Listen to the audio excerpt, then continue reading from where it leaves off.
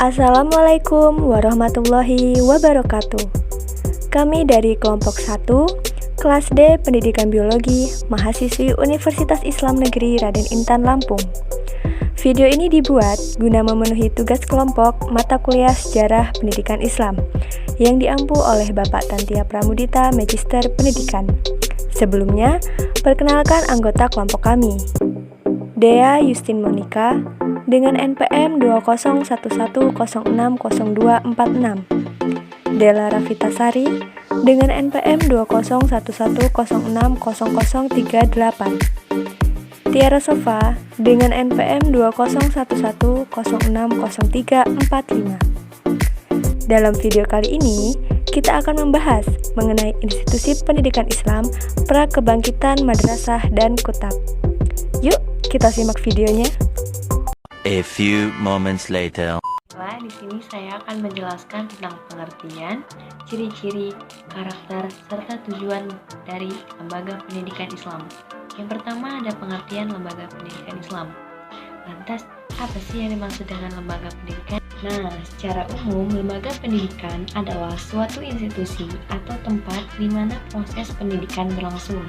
Di antaranya, pendidikan dalam sekolah, dalam keluarga, dan masyarakat. Lembaga pendidikan juga merupakan suatu badan yang mengelola dan menyelenggarakan kegiatan-kegiatan sosial, kebudayaan, keagamaan, penelitian, keahlian, dan keterampilan. Sedangkan lembaga pendidikan Islam adalah suatu sistem peraturan yang bersifat mujarrad, yang berarti suatu konsepsi yang terdiri dari kode-kode, norma-norma, ideologi-ideologi, dan lain sebagainya, baik yang tertulis maupun yang tidak tertulis. Ciri-ciri lembaga pendidikan Islam. Ciri-cirinya ada 3, yaitu yang pertama, merujuk pada Al-Quran dan Hadis.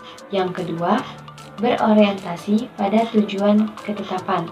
Dan yang ketiga, di dalamnya terdapat peraturan-peraturan dan tata tertib berbagai kegiatan. Selanjutnya adalah karakteristik lembaga pendidikan Islam. Karakteristik berasal dari kata karakteristik yang berarti sifat yang khas, atau bisa diambil pengertian bahwa karakteristik adalah suatu sifat khas yang membedakan dengan yang lain.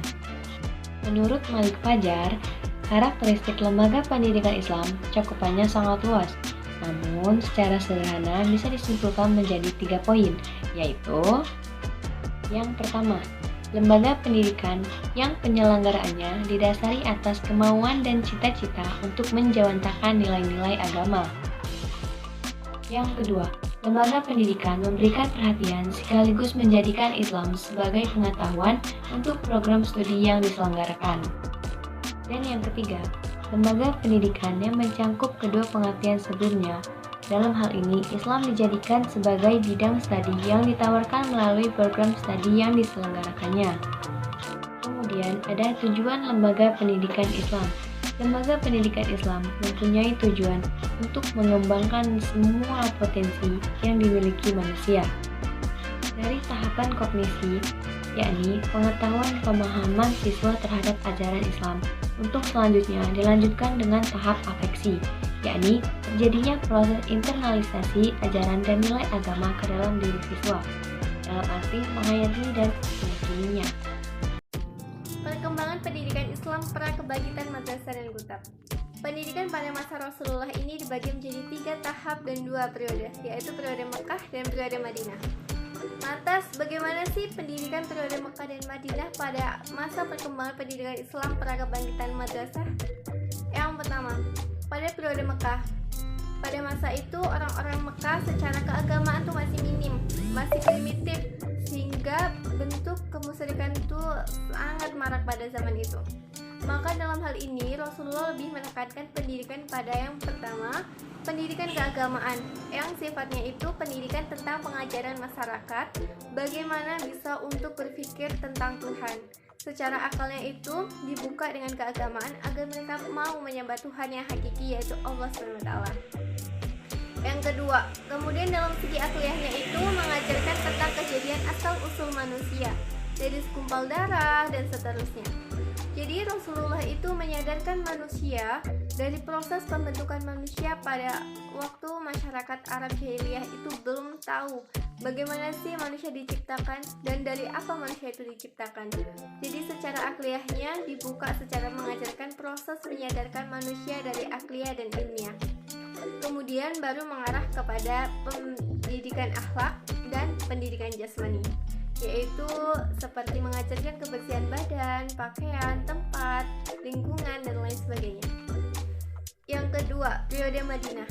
Ketika Rasulullah masuk ke Madinah, pola pendidikannya itu sudah mengajarkan mulai dari kemasyarakatan luas.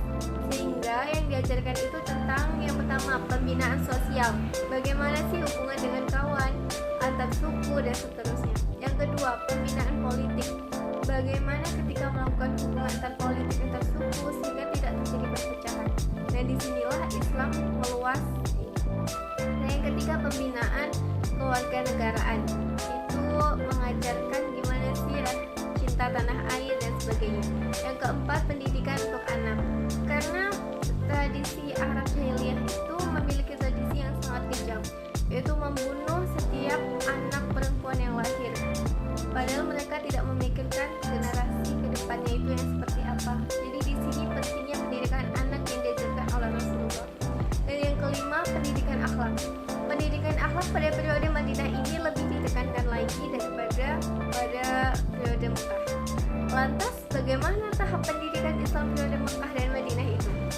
Jadi, yang pertama yaitu dengan metode sembunyi-sembunyi atau rahasia. Jadi Rasulullah melakukan dakwah, melakukan penyebaran agama Islam itu dengan sembunyi-sembunyi atau rahasia. Jadi tidak terang-terangan ya, karena pada waktu itu Rasulullah belum punya teman untuk bisa bertukar pikiran tentang wahyu yang diberikan oleh Allah SWT kepada Nabi Muhammad. Sehingga pada waktu itu dakwahnya itu hanya di lingkungan keluarganya saja, seperti istrinya Khadijah, kepada Sayyidina Ali dan lain sebagainya. Baru sampai keluarganya. Kemudian lambat laun, pelan-pelan, akhirnya sudah mulai terang-terangan kepada tetangga, kepada lingkungan sekitar, kepada sahabat, kemudian hingga akhirnya kepada masyarakat luas. Nah, disinilah tahap yang terakhir dari kemudian banyak menimbulkan gejolak perpecahan antar umat pada waktu itu. Lalu, bagaimana sistem pendidikan pada masa Rasulullah, pra madrasah dan saat itu? Jadi, pada saat itu lembaga pendidikan yang terkenal itu ada dua. Yang pertama Darul Arqam dan yang kedua Kutab. Jadi ada sahabat bernama Arqam bin Abi Arqam yang menawarkan rumahnya untuk dijadikan tempat untuk belajar seperti mengaji dan lain sebagainya. Rumah Arqam bin Arqam inilah yang menjadi saksi dakwah pertama Islam yang dilakukan oleh Rasulullah yang waktu itu dengan menggunakan metode sembunyi-sembunyi. Kemudian selain Darul Arqam ada Kutab. Kutab itu adalah serambi masjid yang digunakan untuk melakukan dakwah Rasulullah, mengaji dengan para sahabatnya. Jadi intinya sistemnya itu dengan menggunakan halakoh. Halakoh itu artinya berputar mengelilingi, masih tradisional, tidak seperti sekarang ini yang sudah modern dan lebih canggih. Lantas bagaimana kurikulum pembelajaran pada masa Rasulullah pra kebangkitan madrasah? Jadi kurikulum yang digunakan Rasulullah pada waktu itu yaitu baca tulis Al-Quran. Karena pada saat itu orang-orang Arab tidak bisa membaca dan menulis. Namun pada waktu itu Rasulullah sudah mulai berkeinginan untuk melakukan pembelajaran baca tulis Al-Quran. Kemudian menuntun hafalan ayat Al-Quran. Jadi setiap Rasulullah mendapatkan wahyu, diberikanlah wahyu itu kepada para sahabatnya dan sahabat itu menghafalkannya. Kemudian setelah itu melakukan pemahaman Al-Quran, bagaimana wahyu itu turun dan lain sebagainya. Pada awal masa perkembangan pendidikan Islam pra kebangkitan madrasah, Rasulullah menggunakan metode pengajaran yaitu dengan ceramah, dialog, diskusi, perumpamaan, demonstrasi, hafalan, kisah, dan sebagainya.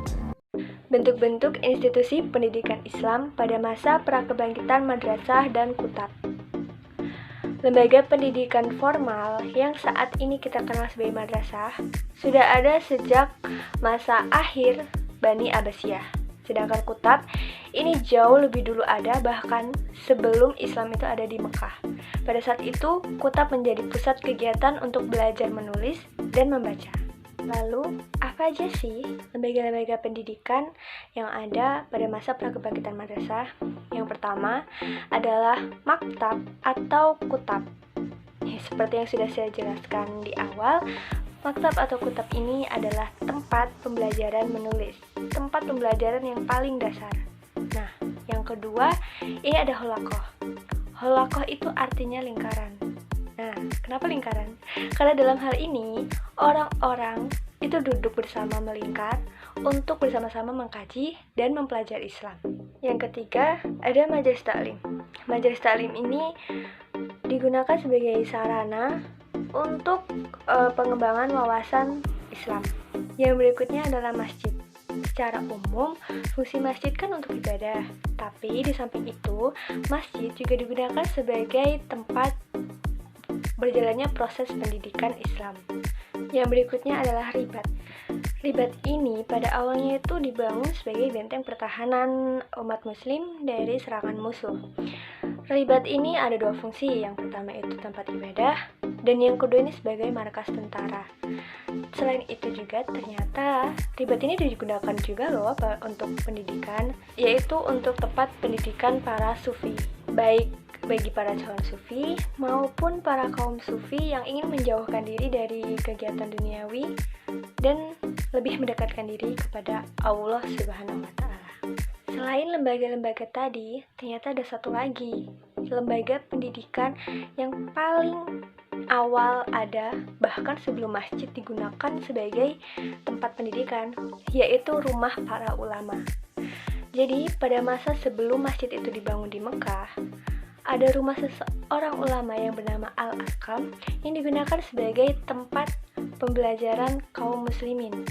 Jadi para kaum muslimin yang ingin mendalami ilmu Islam maupun kaum non-muslim yang ingin belajar Islam itu biasanya diarahkan ke rumah-rumah para ulama.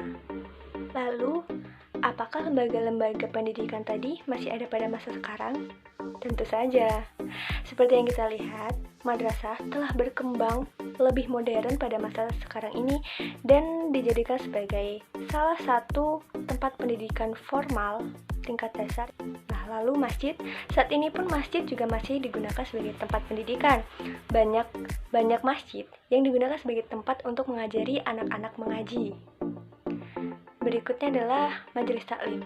Sekarang ini banyak dijumpai majelis taklim atau pengajian-pengajian yang diadakan secara rutin di berbagai tempat. Jadi, walaupun lembaga-lembaga itu sudah ada sejak lama, namun lembaga-lembaga itu ternyata masih dapat diterapkan pada masa sekarang ini oleh umat Islam.